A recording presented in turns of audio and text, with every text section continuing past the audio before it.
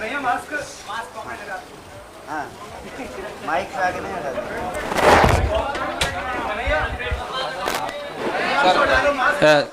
Sir एक second, let me announce that also. Bansal साहब और कन्हैया जी का स्वागत करेंगे।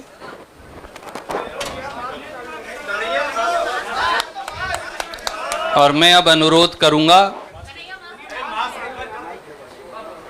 हमारे साथी नितिन राउत जी से और उनके साथ साथ भक्ताचरण दास जी से, केसी वेणुगोपाल जी से, बंसल साहब से, कि वो जिग्नेश मेवानी जी का भी औपचारिक तौर से हमारी विचारधारा से जुड़ने के लिए, कांग्रेस की विचारधारा के साथ मिलकर कंधे से कंधा मिलाकर लड़ने के लिए स्वागत करें। भैया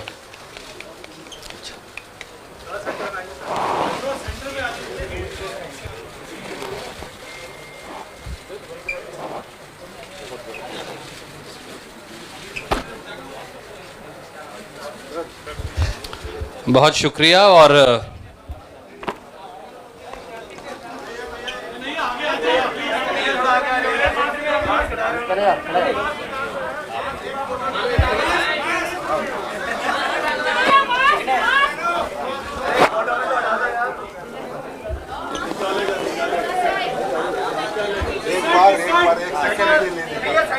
अरे बाद में वही वो सबसे पहले इस संवाददाता सम्मेलन में आए हुए मैं अपने सभी पत्रकार साथियों का, और मैं देख रहा हूं कि कुछ ऐसे दोस्त भी हैं जगह की कमी के चलते कमरे में आ नहीं पाए हैं लेकिन सुन रहे हैं बाहर खिड़कियों से।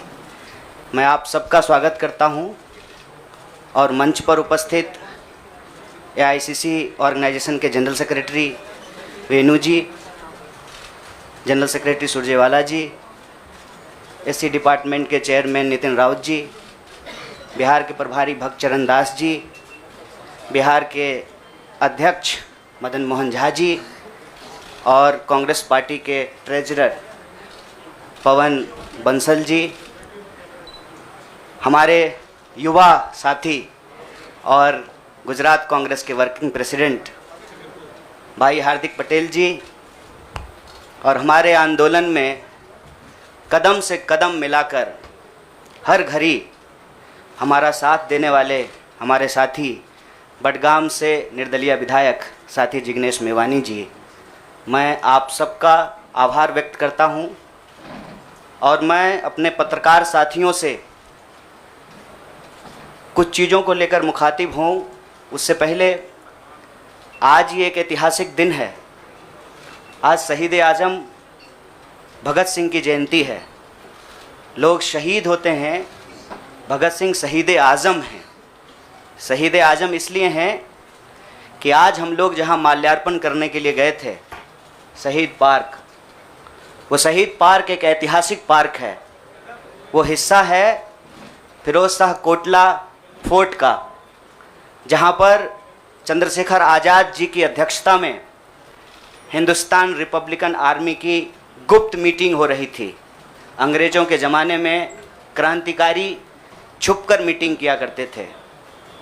नौजवान तरुण भगत सिंह एक प्रपोजल लेकर के आए कि हिंदुस्तान रिपब्लिकन आर्मी का नाम अब हिंदुस्तान सोशलिस्ट रिपब्लिकन आर्मी होना चाहिए।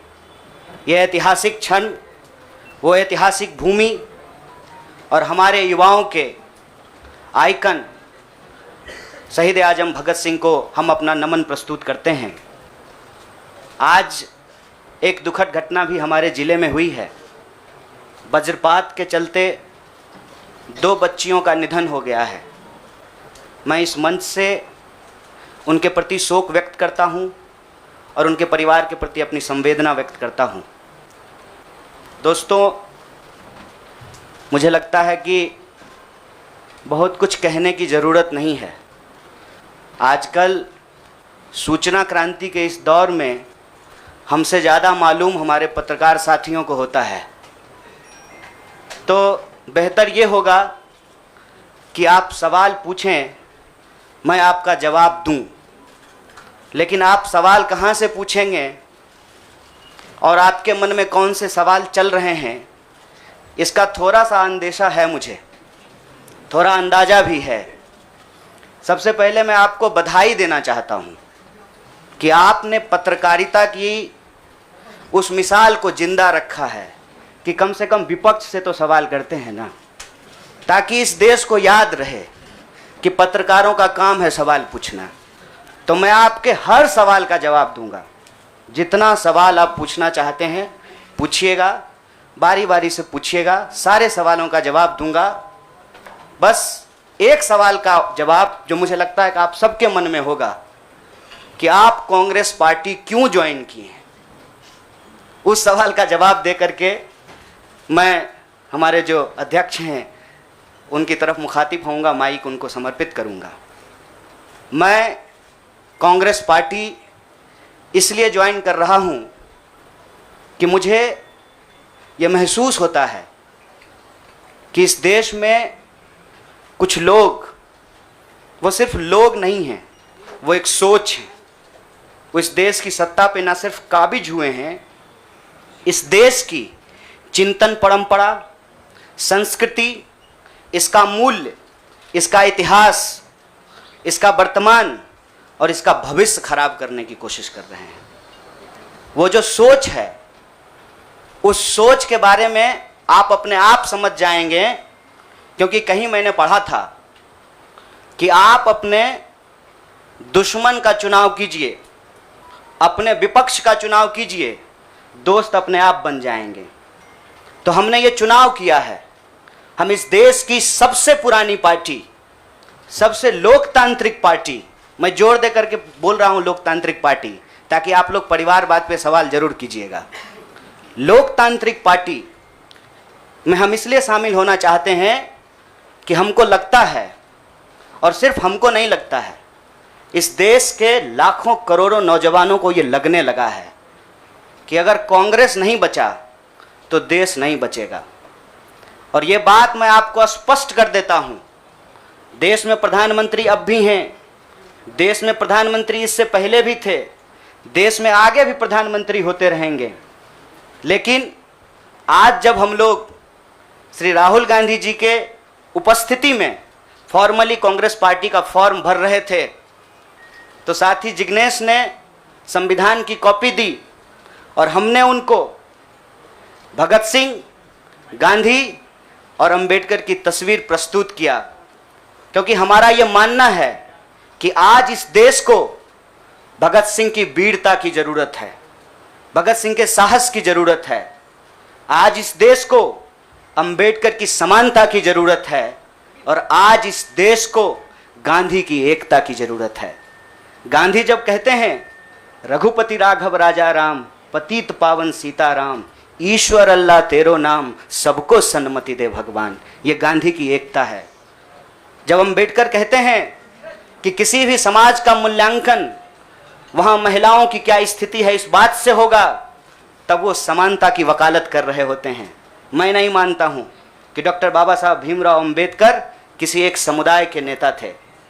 कांग्रेस पार्टी ने, संविधान सभा ने डॉक्टर बाबा साहब भीमराव अंबेडकर को संविधान बनाने की जिम्मेवारी दी, और उस संविधान के प्रियम्बल में यह लिखा है, हम भारत के लोग भारत को एक प्रभुत्व संपन्न समाजवादी धर्मनिरपेक्ष लोकतांत्रिक गणराज्य बनाने के लिए, इसमें समानता, न्याय के मूल्य निहित हैं। और जब भगत सिंह कहते हैं कि आप व्यक्ति को कुचल सकते हैं, विचारों को नहीं, आप बम और पिस्तौल से कभी इनकलाब नहीं ला सकते हैं, उस साहस की जरूरत है हमको। मुझे नहीं लगता है, मेरे बहुत सारे राजनीतिक दोस्तों को यह लगता है, मुझे लगता है कि यह देश 47 से पहले वाली स्थिति में चली गई है। लेकिन जिनको लड़ना है उनके पॉलिटिकल इमेजिनेशन में आज भी हर कोई अपना अपना शोरूम बचाने के चक्कर में है। रे भाई, मॉल में आग लग गया है, दुकान बचाओगे? बस्ती में जब आग लग जाती है ना, बेडरूम की चिंता नहीं करनी चाहिए। आज हम इस मुहाने पे खड़े हैं कि इस देश के भीतर भारतीय होने की जो पहचान है, जिसमें बुद्ध निहित हैं, जिसमें कबीर निहित हैं, जिसमें नानक निहित हैं, जिसमें हर बार हर दौर में सत्ता से सवाल पूछने का साहस होता है, उस भारतीय चिंतन परंपरा को बचाने की जरूरत है। इसीलिए हम कांग्रेस पार्टी में शामिल हुए हैं कि कांग्रेस पार्टी वो पार्टी है जो गांधी की विरासत को लेकर के आगे चलेगा। कांग्रेस पार्टी वो पार्टी है जो सरोजनी नायडू के विचारों को लेकर के चलेगा। कांग्रेस पार्टी वो पार्टी है जो अम्बेडकर, नेहरू, अशफाक उल्लाह खान, शहीद आजम भगत सिंह और मौलाना अबुल कलाम आज़ाद के रास्तों पे चलेगा। हम जब भी समानता और बराबरी की बात करते हैं, यह कुछ व्यक्तियों तक सीमित नहीं है, यह भारतीय होने का इतिहास है। और इस भारतीय होने के इतिहास को अपने आप में यदि कोई समेटे हुए है तो देश की सबसे पुरानी पार्टी है। और जो लोग कह रहे हैं विपक्ष कमज़ोर हो गया है, यह सिर्फ विपक्ष के लिए चिंता की बात नहीं है। यह मैं नहीं कह रहा हूँ, कोई शास्त्र, कोई किताब उठा करके देख लीजिए। जब विपक्ष कमज़ोर हो जाता है, सत्ता तानाशाही रुख अख्तियार कर लेती है। इसीलिए देश की सबसे बड़ी विपक्षी पार्टी, मैं कोई गुनागणित नहीं कर रहा हूँ, लेकिन मुझे यह बात सीधे तौर पे समझ में आ रही है कि देश के लोकसभा में 545 सीट हैं, 200 लगभग सीट ऐसे हैं जहां भाजपा के सामने कांग्रेस के अलावे कोई विकल्प नहीं है। मैं ये नहीं कह रहा हूं कि मेरी जिम्मेवारी सिर्फ एक पार्टी के लिए है, लेकिन जो पार्टी सबसे बड़ी पार्टी है, सबसे बड़ी विपक्षी पार्टी है, उस पार्टी को अगर नहीं बचाया गया, अगर बड़े जहाज को नहीं बचाया गया, छोटी छोटी कश्तियां भी नहीं बचेगी। इसीलिए, और मैं जब यहाँ बैठा हुआ हूँ, मेरे इतिहास को, मेरे वर्तमान को लोग देख रहे हैं। बहुत सारे सवाल हैं, वो आएंगे, उनका जवाब मैं दूंगा। लेकिन यह जो ऐतिहासिक जिम्मेवारी है, उस जिम्मेवारी से मैं अपना मुंह नहीं मोड़ सकता हूँ। मैं जहाँ पैदा हुआ, जिस पार्टी में पला बढ़ा, उसके प्रति मैं आभार व्यक्त करता हूँ। उसने मुझे सिखाया, पढ़ाया, लड़ने का जज्बा दिया है। लेकिन उस पार्टी के साथ साथ मैं उन लाखों करोड़ों लोगों को भी धन्यवाद देना चाहता हूँ जो किसी पार्टी से जुड़े हुए नहीं थे। अपने स्कूल के व्हाट्सएप ग्रुप में जब हम लोगों के ऊपर अनावश्यक आरोप मढ़े जाते हैं तो अपने दोस्तों से लड़ रहे थे, अपने घरों में डिनर टेबल पर लड़ रहे थे। लोगों की दोस्तियां टूट गई हम लोगों के आंदोलन के समर्थन में, और मैं मजाक नहीं कर रहा हूं, लोगों के डिवोर्स तक हो गए।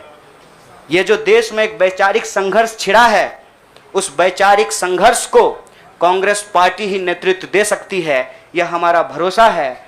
और मैं ये उम्मीद करता हूं कि हमारे देश के जो लाखों करोड़ों नौजवान आपके माध्यम से सुन रहे हैं, उनसे भी मैं आग्रह कहता हूं, दीवार पर बैठकर टुकुर टुकुर मुंह ताकने का वक्त नहीं है।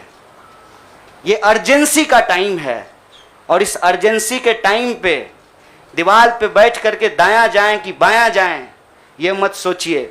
जब आप जंग में होते हैं तो आपके पास जो अवेलेबल चीज़ें होती हैं, आप उससे मुकाबला करने की कोशिश करते हैं। कांग्रेस पार्टी एक बड़ी जहाज है, अगर कांग्रेस पार्टी बचेगी तो हमारा मानना है इस देश के लाखों करोड़ों नौजवानों की आकांक्षाएं बचेंगी, गांधी की मीमांसा बचेगी, भगत सिंह के सपनों का भारत बचेगा, और डॉक्टर बाबा साहब भीमराव अंबेडकर की समानता का भारत का निर्माण संभव हो पाएगा। इसी आशा और उम्मीद के साथ मैं इस पार्टी से जुड़ा हूं, और मुझे पूरा भरोसा है कि कांग्रेस पार्टी जो अपने आप को एक लोकतांत्रिक पार्टी कहती है, आज़ादी के साथ, अपनी पूरी मुखरता के साथ सत्ता से सवाल पूछना और लोगों के हक के लिए लड़ना भिड़ना संघर्ष करने में हमारे साथी रहेंगे, हमारे सहयोगी रहेंगे। और ये परिवार संघ परिवार नहीं, वो क्या परिवार जो परिवार छोड़कर परिवार बनाना पड़े, वो परिवार जो आपको परिवार छोड़ने के लिए नहीं कहता है, कहता है कि अपने परिवार में रहिए। अरे महात्मा गांधी कस्तूरबा गांधी को लेकर के अंग्रेजों से लड़ गए, बताइए इनको अपना घर छोड़ना पड़ा, कोई जरूरी है क्या? घर परिवार के साथ रहना है। डॉक्टर बाबा साहब भीमराव अंबेडकर भी अपने परिवार के साथ रहते थे, आप जितने बड़े लोग हैं उनका इतिहास उठा करके देख लीजिए, सब लोग अपने परिवार के साथ रहते थे। वो परिवार छोड़ करके बनने वाला परिवार नहीं। न्याय, बराबरी और संघर्ष के लिए इस परिवार में मैं शामिल हुआ हूं। सभी सदस्यों के प्रति, देश के अंदर फैले हुए लाखों करोड़ों कार्यकर्ताओं को अपना आभार व्यक्त करता हूं। बहुत बहुत शुक्रिया, बहुत बहुत धन्यवाद। शुक्रिया। मैं अब जिग्नेश भाई से प्रार्थना करूंगा कि वो अपनी बात कहेंगे। जिग्नेश जी आ जाएगा वो।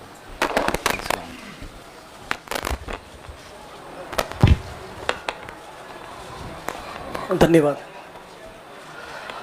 सबसे पहले तो केसी वेणुगोपाल साहब, सुरजेवाला जी, नितिन राउत साहब, पवन बंसल जी, भक्तचरण दास जी, साथ ही हार्दिक कन्हैया और दूसरे पार्टी के मंच पर विराजमान सभी सीनियर लीडर्स, आप तमाम पत्रकार साथी और वो तमाम साथी जो हमको आज मिलने के लिए हमारे समर्थन में आए हैं, गुजरात के विभिन्न कोनों से और पूरे देश भर में से, उन सभी का मैं स्वागत करता हूं। साथियों, जो कहानी गुजरात से शुरू हुई, उस कहानी ने पिछले 6-7 साल में इस मुल्क में क्या उत्पात मचाया है, वो अब आपके हमारे सबके सामने है। एज अ नेशन, एक राष्ट्र के तौर पर हम एक अनप्रेसिडेंटेड, अभूतपूर्व क्राइसिस से गुजर रहे हैं। ऐसा संकट इस मुल्क ने पहले कभी नहीं देखा। हमारे संविधान पर हमला है, दिल्ली की सड़कों पर संविधान की कॉपी को जलाया जाता है, हमारे आइडिया ऑफ इंडिया पर हमला है, हमारे देश के लोकतंत्र के ऊपर हमला है। आज भाई भाई एक दूसरे का दुश्मन बन जाए, उतना जहर, नफरत एक सोची समझी साजिश के तहत दिल्ली और नागपुर साथ में मिलकर फैला रहे हैं। इस परिस्थिति में एक पॉलिटिशियन के तौर पे नहीं, बतौर एक भारतीय नागरिक, मैं अपने आप को ये जब सवाल पूछता हूं कि मेरा फंडामेंटल फॉरमोस्ट रिस्पॉन्सिबिलिटी, ड्यूटी क्या होना चाहिए, तो अंदर से जवाब यही आता है, कुछ भी करके इस मुल्क के संविधान, लोकतंत्र और आइडिया ऑफ इंडिया को बचाना चाहिए। और यदि उसको बचाना है तो मुझे उनके साथ खड़े रहना है जिसने स्वतंत्रता के आंदोलन में न केवल कंट्रीब्यूट किया है, उसको लीड किया है, अंग्रेजों को यहां से खदेड़ कर दिखाया है। और इसीलिए आज मैं इंडियन नेशनल कांग्रेस की इस मंच पर आपके साथ खड़ा हूं। एक टेक्निकल कारण के चलते मैं फॉर्मली पार्टी इसलिए ज्वाइन नहीं कर सकता क्योंकि मैं एक निर्दलीय विधायक हूं। If I join a party, I may not continue as an MLA. मेरी पार्टी के सीनियर लीडर से बात हुई, मेरे मतक्षेत्र के साथियों से बात हुई, अपने आप से बात हुई, राहुल जी से बात हुई, तो मुझे लगा कि मैं इस विचार के साथ हूं ना, ये सबसे प्रमुख बात है। मैं इस मुहिम, मिशन और इस संघर्ष के साथ हूं, ये सबसे महत्वपूर्ण बात है। बाकी की फॉर्मेलिटी तो आने वाले महीनों में भी हो जाएगी। और राहुल जी ने भी कहा कि वो जो पर्चा भर के सदस्य लेने की बात है वो तो कल भी कर लेना, अभी अपने मत क्षेत्र के लोगों के साथ खड़े रहो। तो मैं फॉर्मली नहीं लेकिन इस विचार के साथ आज जुड़ चुका हूं और 22 का चुनाव में कांग्रेस के सिंबल से ही लड़ूंगा, उसके सारे कैंपेन्स का हिस्सा रहूंगा। और गुजरात के संदर्भ में आज साथी हार्दिक हमारे बीच में मौजूद है, तब कहना चाहता हूं कि आज राष्ट्रीय स्तर पे जो हो रहा है वो सब कुछ हम लोग गुजरात में देख चुके हैं, झेल चुके हैं।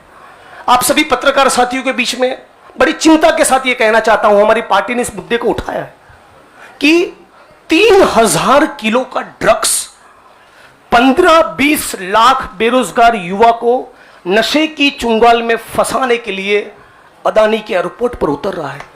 आज जब महंगाई और बेरोजगारी उसके चरम सीमा पर है, तब गुजरात और देश की बेरोजगार युवाओं को रोजगार देने के बजाय ये फांसीवादी ताकतें चाहती है कि रोजगार तो ना मिले, उनको नशे के हवाले में झोंक दिया जाए।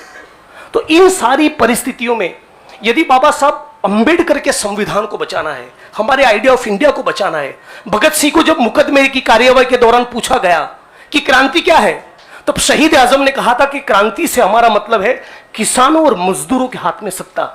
माननीय प्रधानमंत्री जब अमेरिका से वापस आते हैं तो भाई विस्टा का काम ठीक ठाक चल रहा है ना, नई पार्लियामेंट का, वो देखने के लिए जाते हैं, किसान को मिलने के लिए नहीं जाते। तो किसान हो, मजदूर हो, दलित हो, आदिवासी हो, महिलाएं हो, सबके ऊपर एक जो अनप्रेसिडेंटेड हमला है, इसको रोकने के लिए मैं भारत की जनता को, भारत के 21 करोड़ दलितों को और सारे लाखों करोड़ों युवाओं को अपील करता हूं, सेंस ऑफ अर्जेंसी के साथ, अभी वक्त नहीं है, कूद पड़िए। एक नया आंदोलन छिड़ने वाला है। स्वतंत्रता के आंदोलन की जो रौनक थी, वो जो चार्म था, वो जो माहौल था, हमको वो क्रिएट करना पड़ेगा। यहां पर तमाम वो लोग जो सचमुच मानते कि देश को बचाना है, उन सभी को हम अपील करते हैं कि इस प्लेटफॉर्म के साथ जुड़िए। ये एक मिशन है और इसको मिशन की तरह लीजिए। और मुझे पूरी उम्मीद है, जैसे कि साथी कन्हैया ने बचाया, कि डेमोक्रेसी के हमारे इस मुल्क में बहुत डीप रूट्स है, पार्टी के भी डीप रूट्स है। तो साथ में मिलकर हम लोग लड़ेंगे, संघर्ष करेंगे और इस मुल्क को बचा पाएंगे। आप तमाम साथियों का मैं दोबारा स्वागत करता हूं और दोबारा इस प्लेटफॉर्म के माध्यम से पूरे देश की जनता को अपील करता हूं, सेंस ऑफ अर्जेंसी के साथ तुरंत जुड़िए। एक बहुत जबरदस्त माहौल हम लोगों को खड़ा करना चाहिए। मैं साथी हार्दिक, कन्हैया और दूसरे यंगस्टर्स के साथ पूरे देश में हम लोग जाएंगे और हजारों लाखों युवा इस प्लेटफॉर्म में जुड़े, आईएनसी के साथ जुड़े, कांग्रेस पक्ष के साथ जुड़े, इसके लिए लग जाएंगे। आप तमाम साथियों का शुक्रिया। आपके सवाल भी बाद में लेंगे। मित्र ने कुछ बात कही थी, मैंने सोचा मेरी तो मानते नहीं, शायद छोटे की मान लें। All right, then we will go to somebody who, yes ma'am, will begin with you. मेरा सवाल कन्हैया आपसे है। आपने कहा कि आप कांग्रेस पार्टी इसलिए ज्वाइन कर रहे हैं क्योंकि कहीं ना कहीं आपको लगता है कि कांग्रेस खतरे में है, कांग्रेस को बचाना जरूरी है। जैसे आपने कहा कि कांग्रेस बड़ा शिप है और अगर छोटे शिप, अगर ये डूब गया तो बाकी भी डूब जाएंगे। तो आपको लग रहा है you have come here as a saviour to Congress. Madam ji बुरा मत मानिएगा, लगता है कि सवाल आप पहले ही सोच लिए थे। मैंने ये नहीं कहा था कि कांग्रेस खतरे में है, हमने कहा देश खतरे में है, लोकतंत्र खतरे में है, आइडिया ऑफ इंडिया खतरे में है। आपने वो वीडियो देखा क्या, लाश के ऊपर डांस देखा ना? दिल पसीज गया होगा आपका। आपको नहीं लगा कि मैं इसके लिए कुछ कर पाऊँ, कुछ भी कर जाऊँ जो मैं कर सकती हूँ। आप जब सुनती होंगी कि बलात्कार हो गया किसी महिला के साथ, आपका गुस्से से जो है ना पूरा शरीर कांप जाता होगा। देश खतरे में है। पार्टियां तो बनती रहेंगी, पार्टियों की कोई कमी है क्या? हर शाम पार्टी होती है इस देश में। पार्टी नहीं बचाना है, देश बचाना है। और देश बचाने की मुहिम में जो पार्टी रहेगी वो पार्टी भी बचेगी। और मुझे इस बात को कहने में कोई दो राय नहीं है। मैंने जितना इतिहास पढ़ा है अभी तक का एनसीईआरटी में जो लिखा हुआ है, अब अगले बार 2024 में क्या लिखा जाएगा नहीं पता। उसमें तो यही है कि देश को आज़ादी जो है वो महात्मा गांधी ने, सुभाष चंद्र बोस ने, सरदार वल्लभ भाई पटेल ने, क्या भाई हार्दिक, इन लोगों ने ही दिलाया ना। यही लोग लड़े थे। जो माफ़ी मांगे वो बीड़ हो गए। आप सोचिएगा इसको। जो गोडसे को भगवान मानते हैं वो भाषण दे रहे हैं अमेरिका में जाकर के गांधी के ऊपर। हमारे गांव में एक गाना आता था, गांधी जी के भजन करे गांधी के हत्यारा। कितना अजीब लगता होगा आपको। देखिएगा वो फोटो जब हमारे देश के प्रधानमंत्री गांधी पे माल्यार्पण करते हैं। जीवन भर शाखाओं में कसम लिए होंगे कि गोडसे के सपनों का देश बनाएंगे और गांधी पे माला चढ़ा रहे हैं। See, I am not here to save the party, please, I am respecting you as a citizen, you can respect my right. देश खतरे में है और ये सिर्फ मैं नहीं कह रहा हूं, ये मुझे लगता है आप भी सोचते होंगे। समझ रहे हैं, अंग्रेजी का वो फ्रेज है dancing on dead, dead body पे कोई नाच रहा है। उस दिन खाना तो नहीं खाया गया। आप सोच के देखिए, आप इस पे विचार करके देखिए। मेरे गांव में अगर किसी की मौत हो जाए तो पूरे गांव में खाना नहीं बनेगा। हजारों लोग मर गए। देखे 71 वर्ष की उम्र में प्रधानमंत्री के लिए सोहर गाया गया। नया बच्चा जब पैदा होता है ना तो पूर्वांचल में सोहर गाते हैं लोग। प्रधानमंत्री बूढ़े हो गए हैं, उनके लिए सोहर गाया जा रहा है। तब जब अभी तुरंत लाखों लोगों की जान चली गई, ऑक्सीजन नहीं मिल रहा था, अस्पताल में बेड नहीं मिल रहे थे। आप में से कोई भी ऐसा इंसान है जिसके कोई जानने वाले नहीं मरे हो इसमें, इस क्राइसिस में? इतना बड़ा क्राइसिस जिसके देश में हुआ हो अभी तुरंत, वो अपने जन्मदिन का जश्न मनाएगा? ये भोंडापन है। इस संस्कृति को बचाने की जरूरत है, और इस संस्कृति को बचाने के लिए मुझे लगता है कि कांग्रेस पार्टी में क्षमता मौजूद है। लोगों को यह बात पसंद हो या ना पसंद हो, हकीकत यह है कि पार्लियामेंट में सबसे बड़ी पार्टी कांग्रेस पार्टी है। इसीलिए इस पार्टी को यह जिम्मेवारी लेनी पड़ेगी, और उस जिम्मेवारी को संभालने के लिए मैं यहां आया हूं। Thank you news nation. I'll come to you.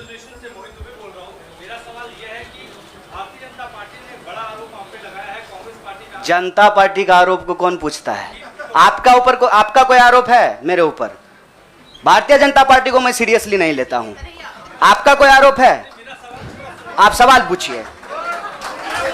साहब, जो साथी पीछे खड़े हैं, थोड़ा आप शांति का दान दीजिए प्लीज। अरे भैया प्लीज, दुबे जी आप पूछिए please, ask your question quickly.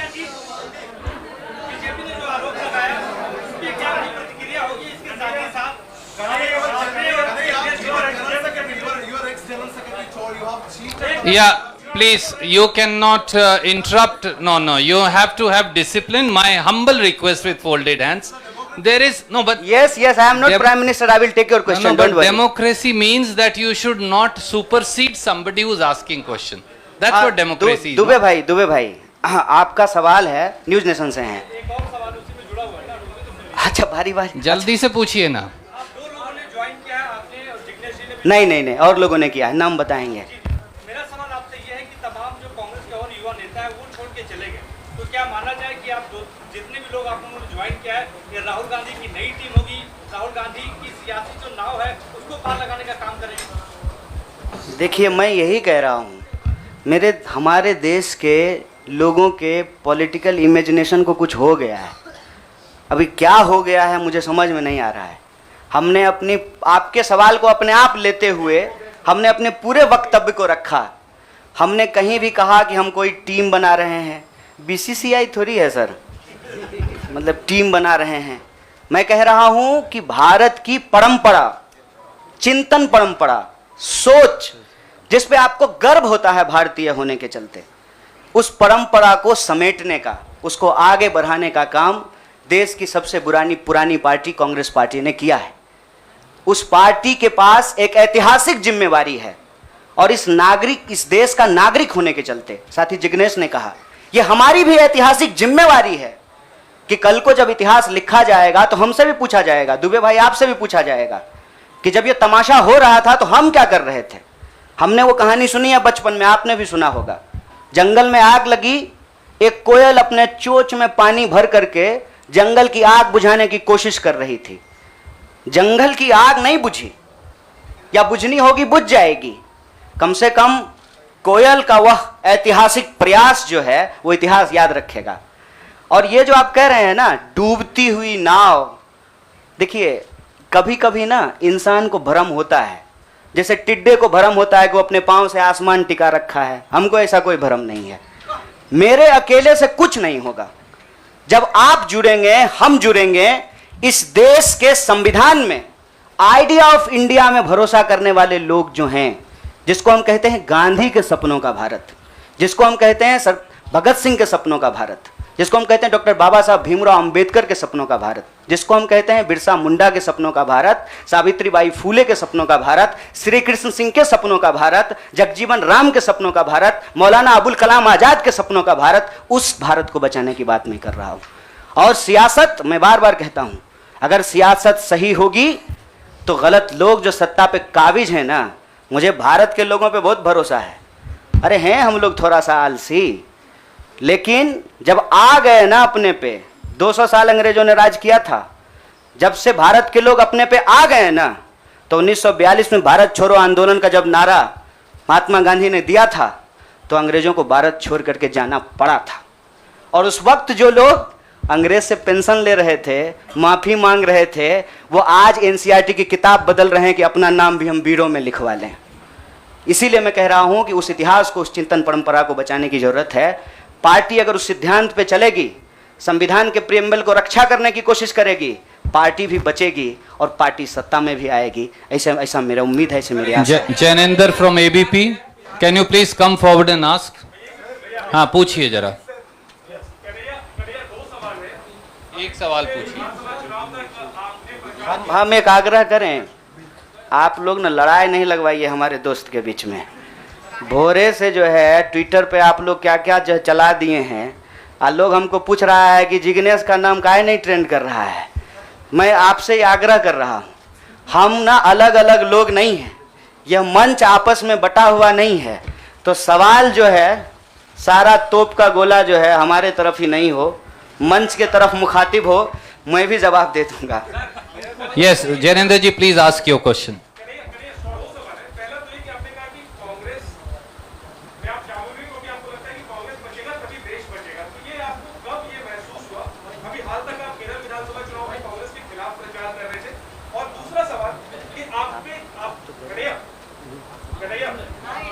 हाँ सुन रहे हैं। दूसरा सवाल ये कि आपको लेफ्ट के भविष्य के चेहरे के तौर पर देखा जा रहा था, और जब आप कांग्रेस में आ गए, आपको क्या लगता है भारत की राजनीति में फिलहाल क्या लेफ्ट अवसर हो गई है?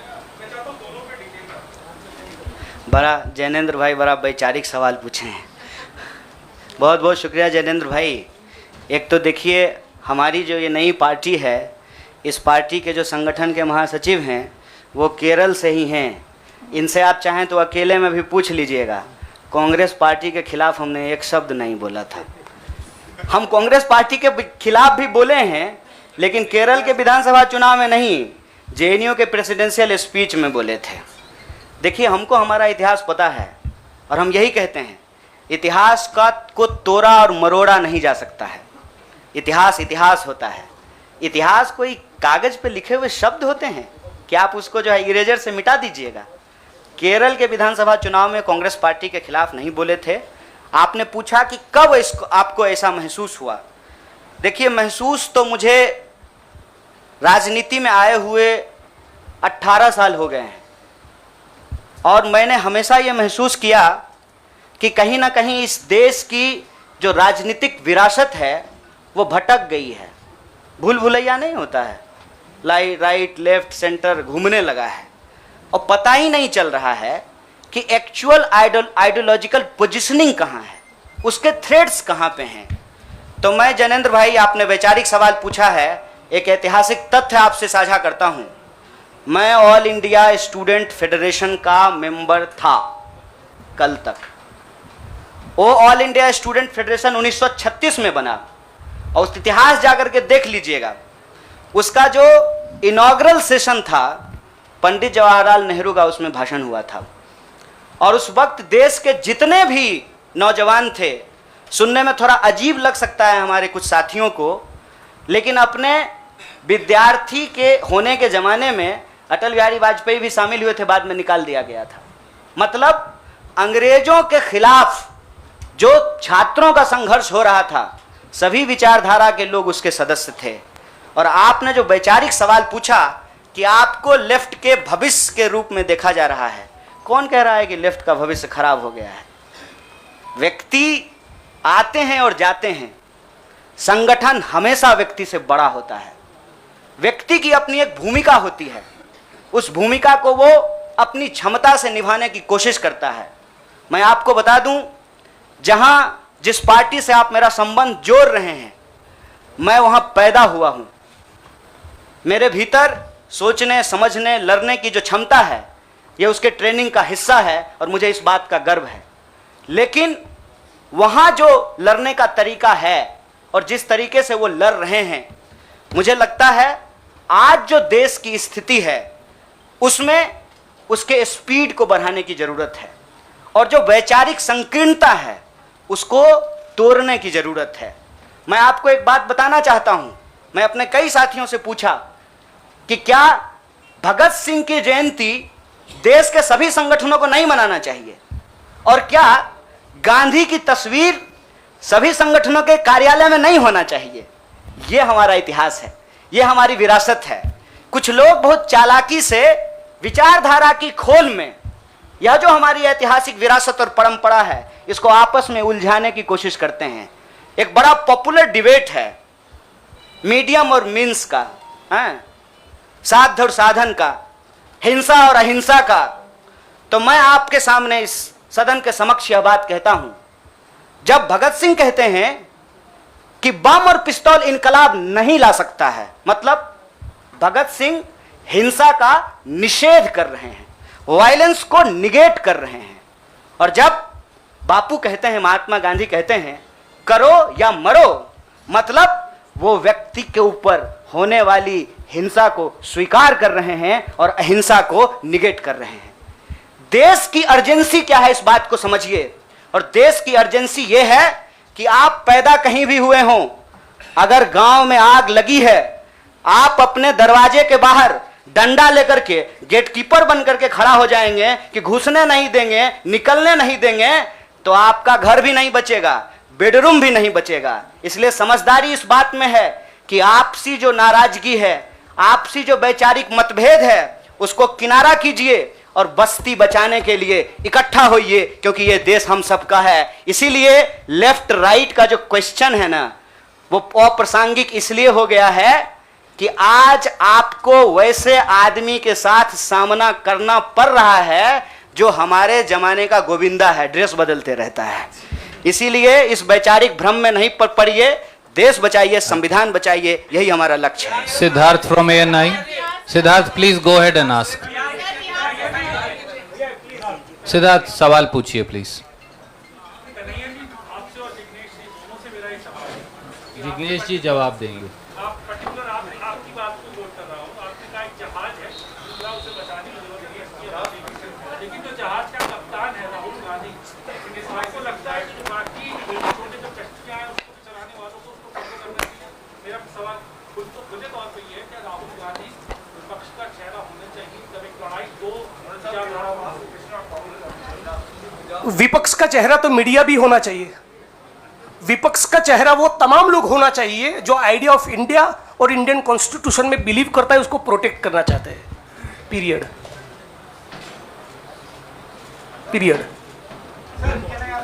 Thank you. I have to see, it's been over an hour. बहुत सारे साथी अलग अलग दोनों से बात करना चाहते हैं। I am going to wind up this press conference. Thank you so much.